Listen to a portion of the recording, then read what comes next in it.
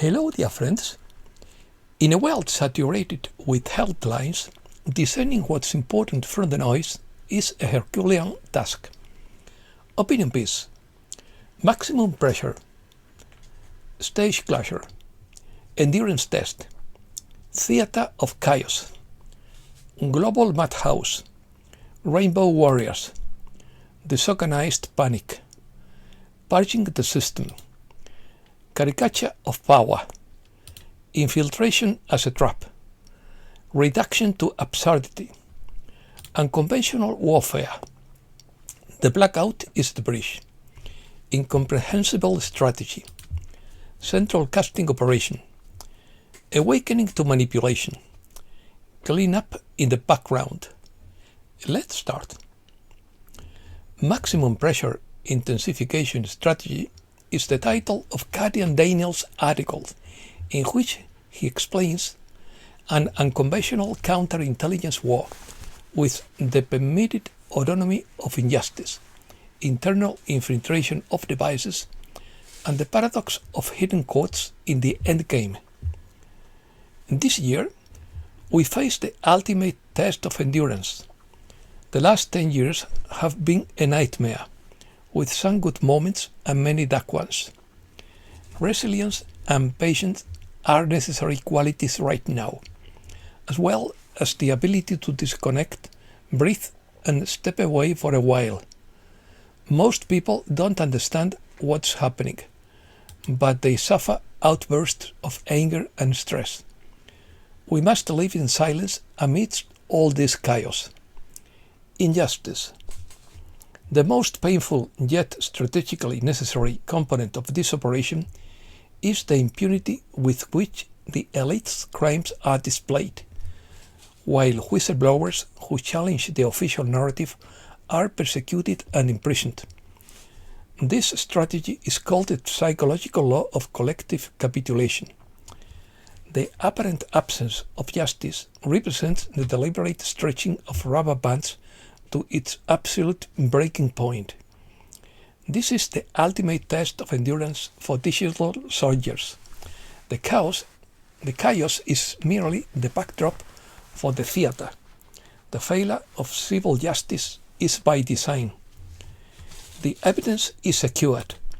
The traps have snapped shut, and the apparent lack of control is actually the tight control of a coalition to force the traditional system to unmask itself to the point of complete self-destruction before humanity.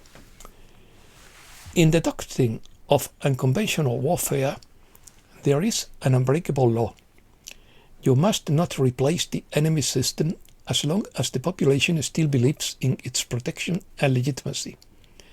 Had the coalition intervened openly in 2017 and arrested the corrupt elite, the slumbering masses would have perceived this as a military coup or a dictatorship. The inherited system had to be forced to take its tyranny to the point of utter absurdity. Allowing good people to suffer serves as a catalyst for global awakening. Only when the system completely fails in the eyes of the public and is revealed as malevolent will humanity fully trust in the collapse of the inherited world order.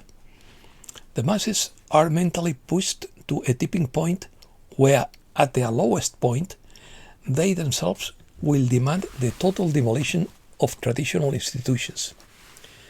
The strategic placement of adversaries is the tactical execution of the saying, "Keep your enemies closer than your friends." Legal disclosure is an operation under a covered framework that requires irrefutable evidence of high treason. By placing these undesirable actors within the inner circle, they handed them the legal rope to hang themselves. Every corrupt decision they made was seamlessly recorded by intelligence services as admissible evidence in court. Purging the apparatus. They were thrust into the spotlight so they could be unmasked as traitors before the world. When the new system is officially activated, No saboteurs will remain hidden within the machine because they will all have exposed themselves. The codes operate under secret protocols as the chaos spreads. There is growing skepticism within the movement as to why they operate behind the scenes but are never televised, and the logistical security of the operation is being addressed. Intelligence data from the middle of this year shows that the closure of strategic bases, the sudden resignation of hundreds of directors general worldwide, and the undetectable disappearance of specific actors provide visible evidence that the purge is underway behind the scenes. The codes are carried out under strict secrecy. Why is the theater of chaos being expanded? The closer the operation gets to the final scare event and systemic reset, the more erratic the civil stage becomes. This is the ultimate distraction maneuver of expansion to reduce everything to absurdity. While the traditional financial architecture of the bond market and the geopolitics of fossil fuels undergoes its controlled demolition throughout 2026, the civil world must appear as a madhouse. This ensures that the adversary reacts with disorganized panic rather than structured resistance until the very last second. Stage closure. The groundwork is being laid so that the coalition can transition from the hidden government to the official phase. According to Guardian Daniel, everything will crumble under its own corruption and when exposed to the powerful light of truth. This is the time prophesied by mystics of all cultures, the rise of the rainbow warriors. This is a call to those who wish to build a better world where family, children, commitment, authenticity and courage triumph over greed and the thirst for power and control. It is then that the actions of the controllers are revealed. The apocalypse, the unveiling of all the long-held secrets used to control leaders. Once revealed, the mechanisms of control will crumble. The planet will be free of those who have threatened our future. Perhaps we will not return to simpler times, but rather move into a new era that promises abundance, health, security, cooperation, compassion, and a purified earth. This is a crucial turning point. The film is almost finished, and the next phase of the operation is about to begin. You will see the masks come off and those you thought were dead come back to life. Breathe and enjoy the ride. Buckle up because the storm is coming. Fasten your seat belts. Central casting. Guardian Daniel also describes the central casting operation, the use of doubles, and the dismantling of the political context. Central casting is the process of selecting actors for specific characters and supporting roles in films and series. It's used to describe people who seem to have stepped right out of a movie. The coalition is global, and the former cast members are about to be unmasked. The actors have played their part, and now the curtain is about to fall. The term central casting is the intelligence code for the controlled dismantling of the political matrix. Nothing happens by chance. The actors have served their purpose. The system has unmasked itself, and the stage is being cleared so that humanity's new free era can officially take the lead. Within the transition framework implemented by the coalition, the concept of camouflage through absurdity plays a crucial role. The public is seeing doubles, actors, or soulless entities. The civilian actors of the legacy system have been demoted to mere performers in a staged theatrical production, while the true executive authority has long remained in the background to ensure continuity. 3 reasons. The tactical rationale for deploying doubles and masquerading using political decoys and advanced silicon masks as stand-ins during the systemic transition phase is a historical proven tool. The coalition uses this methodology for three pragmatic reasons. First, legal maintenance of the fiction. To protect the civilian population from a sudden and traumatic shock, the illusion of a functioning state must not be shattered instantly. The actors of the old system must continue playing their political roles until the new infrastructure is fully operational behind the scenes. Second, the principle of self-delegitimization through the mirror. The actors in the agency were programmed to satirize and exaggerate their mistakes, incompetence, and moral decay of the inherited system. The masses need to witness a caricature of power, stumbling up stairs, becoming disoriented during speeches, so that trust in the old leadership is eroded. Third, protection from the dark side. Pushing masked actors and extras into the public eye prevents remaining cells of the dark side from carrying out acts of sabotage against the truth or against those responsible for the coalition. The enemy wastes its energy fighting a media illusion. Systemic realignment.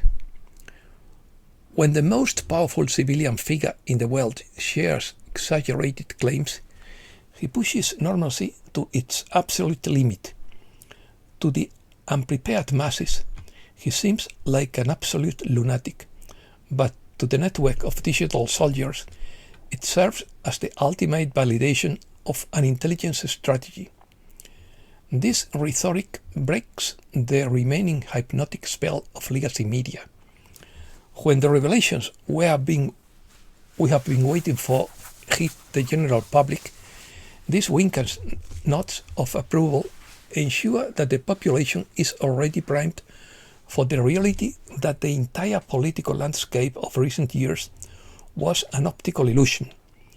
No one will shed a tear for the fallen puppets because they have already been unmasked in the collective consciousness for what they were, actors in the final performance of a decadent era. Blackout. The blackout is not the event. The blackout is the bridge, according to Mr. Poole. What comes immediately after is what changes everything. For decades, humanity has lived within systems controlled by debt, censorship, manipulation, and artificial scarcity. All institutions depended on centralized control: banking, media, energy, healthcare, education, and government. The blackout phase is designed to disconnect the old network before the new one comes online. A new operating system cannot be installed while the damaged system is still running. During the transition period, business continuity operations will ensure the security of critical infrastructure, communications, transportation routes, water systems, and food distribution networks. The goal is stability, it's not chaos. While the public will focus on the lack of information, quantum systems will synchronize in the background. Financial systems, communication systems, identity systems, asset tracking system, all connected at once. That is why the transition cannot be gradual. The old and new systems cannot function together indefinitely. At some point, change must occur. Once communications are restored, the world will not be the same. The information people receive will be different. The financial structure will be different. The rules of accountability will be different. The transition is expected to bring a great deal of revelation. Everything that was once protected by institutional power will be exposed to public scrutiny. Many people expect a single announcement. Instead, expect a sequence of announcements. One revelation leading to another. One confirmation unlocking the next. A carefully controlled dissemination of information designed to prevent panic and maximize awareness.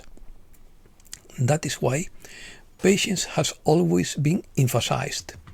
The operation was never about a single arrest, a single election, a single country. It was always global. The old world was built on secrecy. The new system is based on transparency. The old world was based on dependency. The next system will be based on sovereignty. The question is no longer whether the old system can survive. The question is how much of it will remain when the transition is complete. The countdown was never for the blackout, but for what will come after.